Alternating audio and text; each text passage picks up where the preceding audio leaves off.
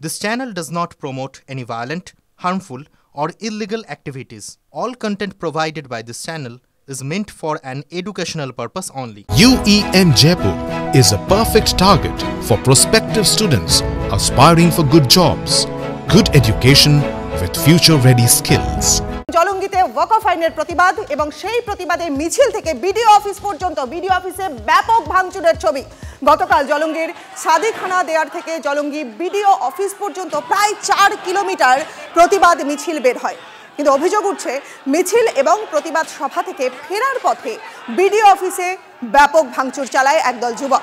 সেই ভিডিও ইতিমধ্যেই সোশ্যাল মিডিয়ায় ভাইরাল হয়েছে।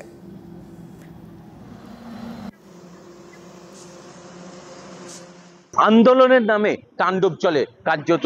102 সরকারি যে অ্যাম্বুলেন্স রয়েছে সেই অ্যাম্বুলেন্সেও আগুন ধরিয়ে দেওয়া হয়, মারধর করা হয় এই চালককে এবং তিনি চিকিৎসাধীন অবস্থায় রয়েছেন। পরপর 102-এর 2টি গাড়ি জ্বালিয়ে দেওয়া হয়েছে, যা জলপাইগুড়ি থেকে রোগী আনছিল বলে জানা গেছে।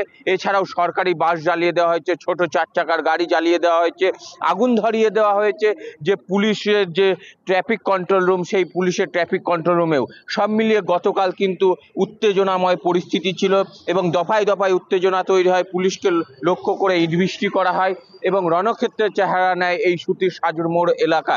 তবে গতকাল রাতে বিএসএফ নামার পর থেকে এলাকায় কিছুটা হলেও পরিস্থিতি স্বাভাবিকের পথে, তবে পুরোপুরি স্বাভাবিক হয় কখন সেটাই এখন দেখার বিষয়। মুর্শিদাবাদ থেকে ক্যামেরায় সিদ্ধার্থর সাথে কৌশিক, টিভি9 বাংলা। সুতিতে ওয়াকফ বিক্ষোভের মাঝখানে গুলিবিদ্ধ হলেন একজন কিশোর সহ 2 জন। সুতির সাজুর মোড়ে গুলিবিদ্ধ হয় 2 জন। কিভাবে গুলি লাগলো, কে গুলি চালালো তা এখনো পর্যন্ত স্পষ্ট নয়। মুর্শিদাবাদ মেডিকেল হাসপাতালে চিকিৎসাধীন গুলিবিদ্ধ 2 জন।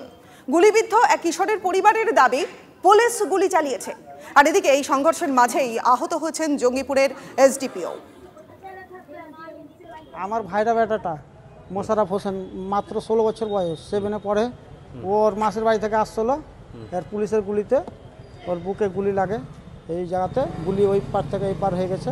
এখন বহরমপুর মেডিকেল আইসিইউতে ভর্তি আছে, মৃত্যুর সঙ্গে পাঞ্জা লড়ছে। তাড়াতাড়ি করে ওটু হসপিটালে নিয়ে যাই, হসপিটাল থেকে জঙ্গিপুর নিয়ে আসি, জঙ্গিপুর থেকে বহরমপুর মেডিকেল এখন আইসিইউতে ভর্তি। গুলি বেরিয়ে গেছে, হ্যাঁ বেরিয়ে গেছে, কিন্তু ফুসফুসে ক্ষতি হয়েছে। পেশেন্ট মানে সিরিয়াস অবস্থায় আছে। সিরিয়াস অবস্থা? হ্যাঁ। ফুসফুসের মধ্যে লেগেছে? হ্যাঁ। কোন দিক দিয়ে লেগেছে? সামনে দিয়ে লেগেছে? সামনে দিয়ে ঢুকেছে, হ্যাঁ, পিছন দিয়ে বেরিয়ে গেছে। পিছন দিয়ে বেরিয়ে গেছে। এটা গুলিটা করলো কে? পুলিশে করেছে। প্রতিবাদের নামে তাণ্ডব, আরও একবার আগুন জ্বলল মুর্শিদাবাদের সুতিতে। মুড়ি মুড়কির মতো পড়ল বোমা। 163 ধারা উপেক্ষা করেই রণক্ষেত্র সাজুর মোড় জ্বালিয়ে দেওয়া হলো সরকারি বাস।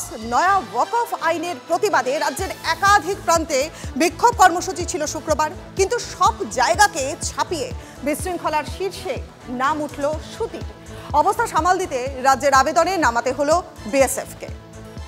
बहुत जबरदस्त मूवमेंट चल रही है, मॉब चल रही है। रिक्वेस्ट किया है माननीय अमित शाह जी को कि बीएसएफ को तुरंत मोबिलाइज करके वहां पे भेजा जाए और लोगों को जान बचाया जाए।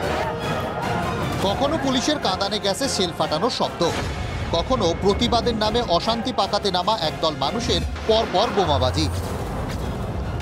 শুক্রবার সকাল থেকেই দফায় দফায় উত্তেজনা ছড়ালো মুর্শিদাবাদের সুতিতে। বেলা যত বাড়ল ততই বাড়ল প্রতিবাদের নামে বিশৃঙ্খলা। প্রশাসনের জারি করা 163 ধারা উপেক্ষা করেই হলো জমায়েত। 12 নম্বর জাতীয় সড়ক থেকে প্রতিবাদীদের তুলতে গেলে লাঠিচার্জ করে পুলিশ। পাল্টা পুলিশকে লক্ষ্য করে শুরু হয় ইট বৃষ্টি। ঘন্টার পর ঘন্টা অবরুদ্ধ জাতীয় সড়ক। জঙ্গিপুর স্টেশনে আটকে যায় ট্রেনও। কিন্তু এলাকায় দখল রয়েছে কিন্তু যারা আন্দোলনকারী সেই সব তাণ্ডবকারীদের হাতে। আন্দোলনের নামে এখানে তাণ্ডব চলেছে, পাশাপাশি সরকারি বাসে আগুন ধরিয়ে দেওয়া, পুলিশের যে ট্রাফিক কন্ট্রোল রুম সেই ট্রাফিক কন্ট্রোল রুমে আগুন ধরিয়ে দেওয়া, রাস্তায় চলমান 4 চাকা গাড়ি, বাইক সমস্ত কিছুতেই কিন্তু আগুন ধরিয়ে দেওয়ার মতো ঘটনা ঘটেছে। বিশাল পুলিশ মোতায়েন করা হয়েছে, কিন্তু কোথাও কিন্তু দফায় দফায় একটা করে উত্তেজনা তৈরি হচ্ছে। এখানেই শেষ নয়, বিশৃঙ্খলার আগুনে পুড়িয়ে দেওয়া হয় সরকারি বাস থেকে ছোট গাড়ি, বাইক। আতঙ্কে সাধারণ মানুষ। প্রশ্ন একটাই, প্রতিবাদের এ কোন ভাষা? গোটা পরিস্থিতির জন্য রাজ্য প্রশাসনকেই কাঠগড়ায় তুলছে বিরোধীরা। ঘটনা কোথাও হঠাৎ করে করা হয়নি। মোথাবাড়ি থেকে ধুলিয়ান পর্যন্ত, আমতলা থেকে চাঁদদানি পর্যন্ত যা যা ঘটেছে এটা জানিয়ে আগামীকাল ওয়াকফ অ্যামেন্ডমেন্ট বিলের বিরুদ্ধে মিছিল হবে। আগামীকাল অমুক হবে, আগামীকাল তমুক হবে, সব জানিয়ে করা হয়েছে পুলিশের নোটিশে রেখে। তো স্বাভাবিকভাবে এই বিষয়গুলোতে সরকারের অপদার্থতা, উদাসীনতা। এখনো পর্যন্ত পুলিশ সেভাবে মোকাবেলা করতে নামতে পারেনি। আমি মুর্শিদাবাদের পুলিশকে বলবো, আপনারা মোকাবেলা করতে দ্রুত নামুন, কারণ সবাই জানে এই মুর্শিদাবাদ, মালদা এগুলো সেন্সিটিভ এরিয়া, সবাই জানে, প্রশাসন জানে। তা সত্ত্বেও কেন প্রশাসন এখনো পর্যন্ত সক্রিয় হতে পারছে না? মুর্শিদাবাদের সুতি ছাড়াও বিশৃঙ্খলার ছবি দেখা গেল দক্ষিণ 24 পরগনার আমতলায়। নয়া ওয়াকফ আইন বাতিলের দাবিতে বিক্ষোভ ঘিরে রণক্ষেত্র হয়ে ওঠে এলাকা। ফের আক্রান্ত উর্দি, ভাঙচুর চালানো হয় পুলিশের গাড়িতে। হুগলির চাঁদদানিতেও নতুন ওয়াকফ আইন বাতিলের দাবিতে বিক্ষোভ, যা ঘিরে ধুমধুমার পরিস্থিতি তৈরি হয়। লাঠি উঁচিয়ে তাড়া করে জমায়েত হটায় পুলিশ। নতুন ওয়াকফ আইন বাতিলের দাবিতে বিক্ষোভ কলকাতার রাস্তাতেও। ধর্মতলা পার্ক সার্কাসে বিক্ষোভ। পার্ক সার্কাসের রাস্তা আটকে বিক্ষোভ আলিয়া বিশ্ববিদ্যালয়ের পড়ুয়াদের। পুলিশের ব্যারিকেড ভেঙে এগিয়ে যায় মিছিল। রাজ্যের দিকে দিকে বিক্ষোভ, কোথাও চূড়ান্ত বিশৃঙ্খলা।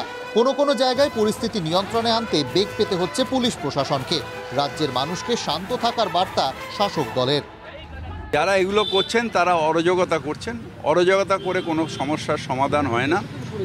মূল উদ্দেশ্য হচ্ছে যে ওয়াকফ বিল প্রত্যাহার যদি এই গভর্নমেন্ট না করে, ভগবানের কাছে, আল্লাহর কাছে প্রার্থনা করতে হবে যে এই গভর্নমেন্ট তাড়াতাড়ি যাক, পরের যে গভর্নমেন্ট আসবে তাকে প্রত্যাহার করতে হবে। কিন্তু এই অরাজকতা করে মানুষের মধ্যে বিভাজন এনে যারা করার চেষ্টা করছেন তারা বিজেপির হাত শক্ত করার চেষ্টা করছে। বিজেপি পাস করিয়েছে, কিন্তু ওই বিলের খারাপ দিকগুলো মুখ্যমন্ত্রী বলেছেন বাংলার মাটিতে প্রযোজ্য হতে দেবেন না। যারা জনমত তৈরি করবেন, গণতান্ত্রিক পদ্ধতিতে আন্দোলন করবেন, নিশ্চয়ই করতে পারেন, কিন্তু এমন কোনো কাজ করবেন না যাতে মানুষের অসুবিধা হয়, কোনো উগ্রতা দেখা যায় এবং সেটা আবার বিজেপি তাদের প্রচারের ব্যবহার করে। বিজেপি পাতা ফাঁদে দয়া করে পা দেবেন না। এদিকে নয়া ওয়াকফ সংশোধনী আইন নিয়ে 16 এপ্রিল নেতাজি ইন্ডোরে বৈঠক ডাকলেন মুখ্যমন্ত্রী মমতা বন্দ্যোপাধ্যায়। নতুন ওয়াকফ আইন নিয়ে এবার বাংলায় পাল্টা প্রচারে নামছে বিজেপিও। সংখ্যালঘু মহল্লায় 20 এপ্রিল থেকে প্রচার কর্মসূচি ঘোষণা পদ্ম শিবিরের। Bureau report, TV9 Bangla.